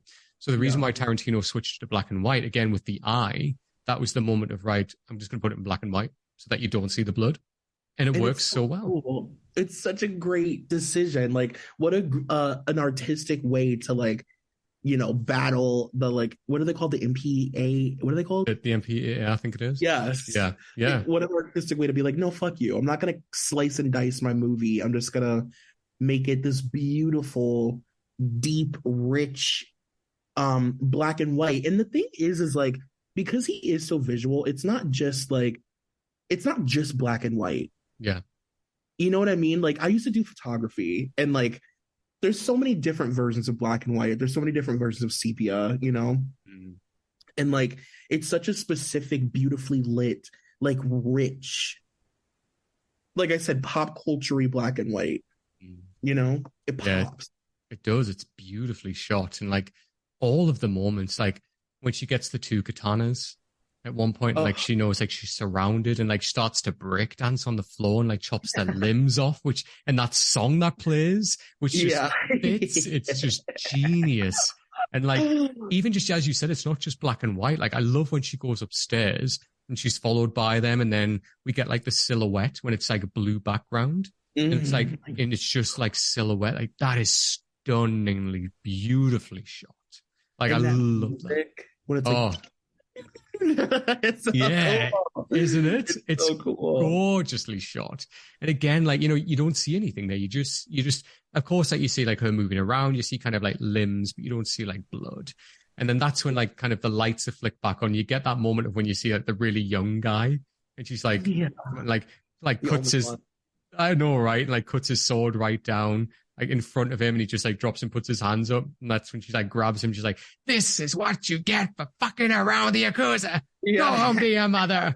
And I just, love it. Love it. Do you know the guy she fights after that who has the two sticks, the bald head guy? He's the guy who plays, what's he called? The guy with the big beard in the sequel. Oh, are you kidding? Yeah. That's so cool. Yeah, it's him. I love that. Yeah. What's it? Paime. I didn't know that. Yeah, same actor. Yeah, it's nuts. That's so interesting. Yeah, it's wild. But obviously, yeah, it just disposes of him. And I love the shot when after the massive fight, which, by the way, that fight really does just show the absolute power of her, like of her with that sword. And this is the moment when she really lets loose, where this is just the action. This is her as the samurai warrior, really. And you just know she can take on a room full of these fighters and can wipe them out like that. You don't mess with her. Yeah. And it's cool because it's like at this point you're so in it with her, like you're so emotionally attached to her that like you're ready to watch her be this woman. Like you're at the point now where you're ready to see her really just fuck up a lot of people and be gruesome and gory and bloody because you know what she's capable of. Yeah. You know, and this is really just her like tipping her hat. Like it's so incredible. It's epic. It's like one of the most epic fight scenes in any movie still today. It's just so phenomenally shot. And honestly, I credit Tarantino for doing so well with it, and with Uma Thurman as well. She just nails it. It's totally. And again, like, you know, when she's on top of like the platform is making the speech, like in Japanese to everyone saying like, leave your limbs, they belong to me now. It's just so epic. Like it's so incredible. And then she's like, except you, Sophie, you stay right where you are. Where you are. And the way she says it is so good. And the way she points her finger, I love it. It's just, I love it so much. And then then we get the final showdown. So then, you know, she goes out, and then I just love the way she pushes the doors open. And this is a complete change of energy, pace, everything. So I love, like, she steps outside, and the way that it's snowing, and, like, the sound, everything's different. Isn't it beautiful? It's stunning. It's so delicate, and it's so, like, it completely, like, flips what you expect this is going to be. Because you're expecting this is like, you know, this is it. And these two powerful women are about to kill each other. And it's just so delicate. You know, it's just so like precious and like gorgeous. It's stunning. This is like the final dance. Like it's beautiful. And like, I love as well how, you know, I love like the water filling up the bamboo kind of pipe and like how it keeps flopping down all the time. It's beautiful. And like, Lucy Liu Streetway complete, even though she's just wiped out a room of like all of her army, she's just unfazed. And like the first thing she says is, you know, your instrument's quite impressive. Like, you know, just completely, where did you get that? You know, and, totally. And I love that she's like, oh, this is Hattori Hanzo steel. And she doesn't believe her. She has to show her the mark. And she's like, oh, okay. And like, even then, like, she's like, that moment when she doesn't believe it, when what does she say? Like, liar. Yeah. Which is like, yeah, like you lie or something like that. Yeah. And then she looks and like flips the sword around. She looks and she's like, oh, okay. Yeah. And then I love like the respect in this fight between how like, you know, she's kind of basically saying like Lucy Liu fully believes that she's going to kill her. You know, she's like, I'm going to kill you. You're going to die. But she still bows to her. Right. Yeah. And then like, I love the taking off of like the slippers. Now she delicately pushes them back, like bows. Oh, yes. Takes a little bit of the snow. And that music, you know, it's like the clapping, that clap. Yeah. When it starts and like the way that she slowly puts a hand around the sheath as well of the sword and like just takes it out. Isn't it just beautiful? It's gorgeous. It's like a moving painting. It's beautiful. The blue and black sky, like behind them, the white gown that she has on, like, and again, Uma Thurman in like her yellow, like bloodied outfit, and like how beautifully clean, like Oren is at this point. It's just gorgeous. And again, as you say, like the way they come together, it's a different fighting style. So where it's been so like bloody earlier, the way their swords clash together, it is a dance. It's a beautiful, like fluid dance, the way they come together. And when she does that big slash, like on Uma Thurman's back, and she delivers that line, say the line, Troy. Yeah, so a silly Caucasian girl wants to play around with samurai swords. Oh, so good. Love it. Like the way she delivers, she's like, you may be able to fight like a samurai, but you can at least die like a samurai. Like a samurai. And she's so stoic and like just so blank in that way that Lucy Liu is so perfect at being blank. Like, you know, delivering these crazy lines with a complete stoic face is God. And the blood pouring from her back, like, it's like, holy fuck, you know, like you can feel it. You can. It's like, it's not just like a little cut, it's a slash down her Yeah. back. It's like a full on cut, as if to say, like, you know, you're messing with the best here. Yes. You're like, fuck. And then, like, I love that, you know, she stabs her sword in the ground, gets back up, and she's like, right, okay. And then again, like, you know, they come back together, they start fighting. And I love that, you know, Uma Thurman gets that cut on her leg. You know, like, the way that even, like, she like, gets down on one knee and, like, kind of swipes her leg, and you hear it. And, like, Yeah. Lucy Liu, like, kind of backs off, like, limps back. And then she's like, fuck. And then, like, we get that moment of when they're apart, and you just hear the bamboo in the water. And, like, kind of just that plump, plump. And it's like, and that's the soundtrack. Yeah. You know, it's this like gorgeous, like timekeeper thing in the water. Like it's just so beautiful. And it's so unexpected. It's the complete opposite of everything we've seen so far in this movie. If anything, it's like this is like similar to the fight that she planned with Vivek at the beginning, you know? Like this Yes. that respectful like ninja moment, you know? Yeah, completely. Yeah, absolutely. And just like you see them, yeah, that is the soundtrack, you're right. And just them two standing there in the shot. And that's the only thing that you see moving, just them breathing, looking at each other. And then Right. I love that Lucy Liu apologizes. You know, like when she sees the blood trickling down her leg, and like she even says, like, you know, for ridiculing you before, I apologize. Yeah. Like Uma Thurman accepts the apology. It's just a level of respect between them two. Whereas you compare that to the Vivica like fight in the, you know, right back at the beginning of the film. That was just two people having a full-on scrap, right? There was no time for any of that. That was just, let's have a full-on brawl. This is about respect, you know, and like that apology, and she's like, look, it's accepted. And she even says, she doesn't even just come for her. She says, are you ready? And she says, come on. Are you ready? It's so good. Yeah, it's respectful. And it's very like, at that point, we've seen Lucy Liu kind of sick all of these like brute idiots on her. Like they're just kind of idiots. They're like people that they're like expendable. Like she doesn't care about losing them. You know what I mean? But like the real respect comes from her ability to like get a hit on her. Yeah. You know, it's not because you killed a bunch of dumbasses that are like, I've brainwashed into fighting for me. It's me. You know? Exactly. So yeah, so then obviously they come back together for the fight, for the final fight. And like, it's really kind of brutal, that one, when you hear like the swords clash. It's like that bang, bang, bang. And then they come apart at that point, and then they run around kind of like the bamboo. And then you just kind of hear like, it's that slice, that, and then we see the hair just fly through the sky and kind of just land in the snow. And then I just love that music that comes on as we see the close-up of Lucy Liu's hand as like the sword just drops. And then, you know, just straight away, she's like, that truly was a Hattori Hanzo sword. The camera just pans up and she's been scalped. And I love that gorgeous red streak of blood that flings into the snow. It's just so visually, like, it's a visual feast. And her sitting there with a little bit of her brain showing, like, it's oh my God.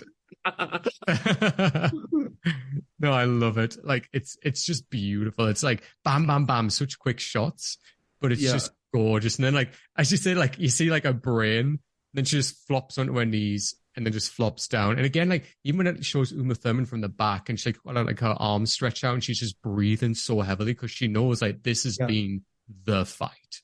Right. And she's like, oh my God. And you can tell, like, just afterwards, she just walks, sits down on the chair, and she's just knackered, like sword in hand. She's like, oh my God. Like, that was the fight. And she just killed like hundreds of people. Yeah. Crazy. Crazy. I mean, like, and I love that moment when she sits down and they establish like she's a human being. Yeah. Yeah. You know what I mean? Like, she's literally just like a mom. Like, oh yeah. And she's fucking tired, and it's just, oh, it's so good. It's crazy. It's crazy, but it's so good. As you said, you're right. It's just so good. And then we go to, I love this where, you know, she says, we get the call back to Sophie, right? Which is like, you stay right where you are. And we get the call back to when we obviously see a car pull up outside of a hospital, and then we see a body go rolling down the hill. We see a body get dragged out the back of a car. We see a body go rolling down the hill. And then obviously it lands in the hospital. We see people run out and like dragging this body in. And the way she throws it is so funny. Isn't it so brutal? throws it like a bag of garbage. Right? And just the way she flops at the bottom and rolls, and Yeah. you're just like, what? And then we get the close up of Sophie in the hospital, right? And we hear Bill's voice again. He's like, Sophie, my dear Sophie. And like we just see his hands, and it's such a Yeah. presence of just voice, hands, and that's all we need. Gets like this blue wash, isn't it, just over her? And he's like talking to her, and he's like, tell me everything that happened. And again, she's saying, look, like the bride was like, and this is like her kind of telling. I love this shot as well, like from like outside of like the boot of the car, from like, it's Sophie's point of view, and like it's the bride looking down with the helmet on. He's like, I let you keep your wicked life for 2 reasons. Your like, wicked life. Oh, it's so good. And he's just like, I want him to know that I know.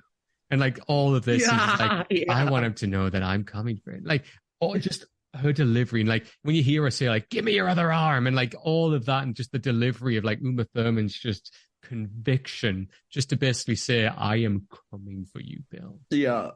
I know, and I love when she says like, every time you lie, I'm gonna cut off another thing, and she says like, and it'll be things you'll miss. It's the way she delivers, she's so like menacing and like sort of cartoonish. Like it's very campy. It's like at all moments this movie is camp. Yeah. And it delivers camp so well. Oh my God. And it just works. It works for the character so damn well. Uma delivers it every single time. And then, and then that like the camera like slowly pans towards her face. And I love that it's just Uma's voice at this point, right? Like you can't see her face. And it's so nice that the voice captures the menace of that, because you've seen everything now of what she's going to do. You know how badass she's going to be. So you know that every word that she's saying, the conviction there is backed up by everything that you've just seen, because she's kick ass in the sequel, right? Yeah. And then we go back to Sophie, and Bill's heard all of this. And I love that we get one more thing, Sophie. Is she aware that her daughter's still alive? And you're like, what? And then it just ends. Like every time I've ever seen somebody watch this movie, that moment, like they immediately want to watch the second part. Yeah. And that's when you know that a movie is good, because this is like not a short movie. It's not like an easy movie to take on. It's like very layered. There's a lot going on. It's kind of long. And the fact that when that moment happens, anybody who watches is like, let's watch the other 2 hour. You know what I mean? Like it's just so good. Oh, it's perfection. Like it's incredible. It's so well done. And again, it's like, I think it's kind of like harping back to what I said like at the beginning. It's like it gives, the character of the bride, like Beatrix, it gives her more motive straight away, where, we know now that her child's still alive, so that we know like we're going to see the mother like in the sequel now. So we're going to see like the motive of her wanting her daughter back. And that's so important for this character, because we've seen like she's already got motive. She deserves her revenge. Jesus, she deserves her revenge, because at this point she still believes her daughter's dead. So she deserves her revenge of killing them, because she thinks she's lost like her daughter. She nearly died. But now she's got this new motive of, no way, my daughter's alive. I need to get my daughter back. I need to reclaim the motherhood that I think I've lost for 4 years. Right. We need to see that. And as well, she needs to kill Bill. We need to see that happen. And that's the exciting part. So, oh my God, it's the perfect ending to make you want to watch part 2. As soon as it ended as well, every time it ends, I want to watch part 2. I'm like, oh my God, I'm ready. So ready. And that's exactly what you and I will do, Troy, when we come back to do volume 2. I can't wait. Same. But just final thoughts. Kill Bill volume 1, Troy. Final thoughts on the movie before we end. Final thoughts is that I believe personally that this is Quentin's best work. I think that this is like, it will be really hard to top this for me, for Quentin. And I love Quentin movies, but this is a spectacle. It's a real like creative like feat. Like this is a thing that you look back on and think like, I can't believe that I made that movie. It's just so special, timeless, and so layered. And like I said earlier, it's a movie that you can watch 1,000 times. You always pick up on something new, whether it's like an Easter egg or some person's face or a bit of dialogue. Like it just is constantly feeding you something visually, music, the acting, the action. I mean, it's a feast. Like I said earlier, this movie is literally a feast. I couldn't agree with you more. I absolutely agree. I think not only is it one of Tarantino's best movie of all time, I think it's one of the best movies of all time, duos back to back. It's in my top 5, like, of all time. Like, it's a classic revenge movie story. Like, of course it is, but it's more than that as well. And I think, artistically, it's beautiful. It like does so much in terms of like honoring so many different genres of like cinema. It does that so well. I mean, the soundtrack alone is incredible. But I think it just to like sum it down massively, it just makes you really root for this female protagonist who deserves her revenge, and you really get behind her. And the story is just so well told. And it just takes you on such an epic journey with it right to the conclusion. It has that satisfying end. And when you get that end of when she kills Bill, you're with her right to the end. That final blow when she does it, you're with her. And you see that all sides of her. I love that we start with this assassin and we get the mother at the end. And we get that moment of relief with her at the end. It's just phenomenal storytelling. It's incredible. And I love that, we get all out action in part 1. We get a much slower pace in part 2.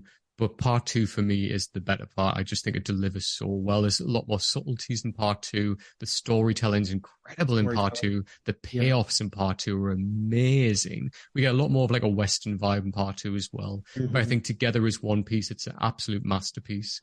And I think honestly, it's Tarantino's crown jewel, and he should be proud of this. It's just phenomenal. And whenever I come back to it, I always get something new to enjoy from it. I always enjoy it every single time I watch it, even though I've seen it a million times. I still enjoy it. As you said, it's timeless. Absolutely timeless. Whenever I come back to it, I just love it, and I just appreciate it again and again and again. So I could just watch and talk about Kill Bill 1 and 2 until I'm dead. I just love it so much. But, I cannot wait to do part 2 with you. I'm not kidding. I just tell me one and I am ready to go. Same, Troy. I can't wait. There's so much I want to say about part 2. Oh, cannot wait. And we will do it. Well, yes, Troy, tell everybody listening where they can find you on the internet. Well, I have a podcast called Beyond the Blinds. You can find it by searching Beyond the Blinds on everything, on iTunes and Stitcher and all those things. I do actually still host another podcast called Dunzo. And I'm mostly active on Instagram. So if you search just Dunzo Pod on Instagram, you'll find me. That's pretty much it. There you go, everyone. So go and check out all of everything that Troy's doing on there, because it's incredible. And that's how we started talking about Kill Bill on Instagram, by just me checking out the story that he did there. And I was like, Troy, we need to do this immediately. So make sure you go and check that out. I'm so happy that you asked me to do it. I really honestly am so honored. Like, this is I know how important this movie is to you. So it's like a big deal for me that you wanted me to talk about it with you. I really appreciate it. Yeah, thank you. It's been my absolute honor to talk to you, with you about it, man. Honestly, it's been incredible. Thank you. But yeah, so if you do want to check us out, we are on all social media platforms. So we are on Twitter, Instagram. So just check out Last Week on Pod. If you want to follow me, I am at Straughan87. So if you type that in everywhere, you will see my face. So again, I just want to say a big thank you, Troy, for coming on. This has been incredible. I cannot wait to cover part 2 with you as well. That's going to be epic, and make sure that you guys come back for that. And as well, if you do enjoy us, make sure you give us a 5-star review on Apple Podcasts and everywhere else you can review us as well. So again, thank you, Troy, for coming back on. This has been incredible. Cannot wait for part 2. And everybody else, take care. Bye.